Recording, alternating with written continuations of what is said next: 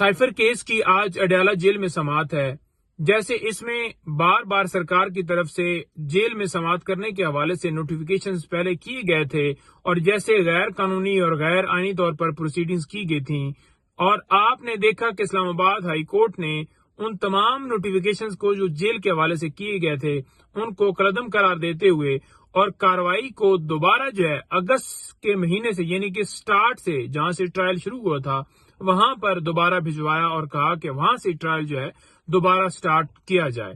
اس کے بعد آپ نے یہ دیکھا کہ دوبارہ اسی طرح سے ان کیمرہ پروسیڈنگز کی گئیں، جیسے صحافیوں کی پابندی، وکلاء کے جو ہرڈلز اور ساری چیزیں آپ کے سامنے ہیں، تو دوبارہ اسلام آباد ہائی کورٹ نے اس میں حکم امتناع جاری کر دیا۔ تو اب دوسرے تیسرے دن اس کیس کی سماعت لگی ہوتی ہے، لیکن اس میں حکم امتناع جو ہے وہ اسلام آباد ہائی کورٹ نے جاری کیا ہوا ہے۔ دوسرے نمبر پر سپریم کورٹ میں جو لوگوں کے بنیادی حقوق جو ہیں ان کی وائلیشنز کی گئی پورے پاکستان میں، جو لیول پلینگ فیلڈ کے حوالے سے ہم نے درخواست دی تھی سپریم کورٹ میں، جس میں ہم نے یہی صدا کی تھی کہ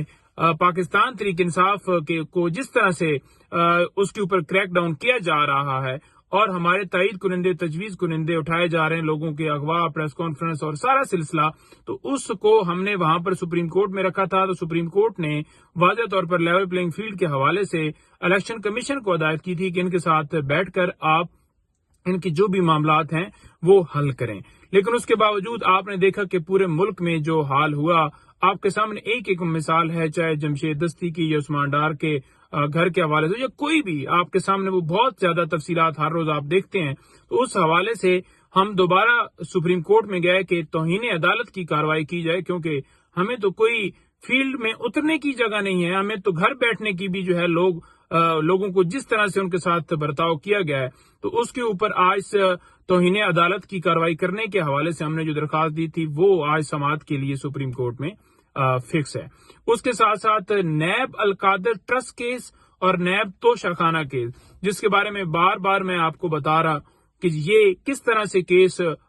اس میں چلایا جا رہا ہے نیب میں، اس کی بھی آج اڈیالہ جیل میں سماعت ہوگی۔ بہت شکریہ جی، تھینک یو۔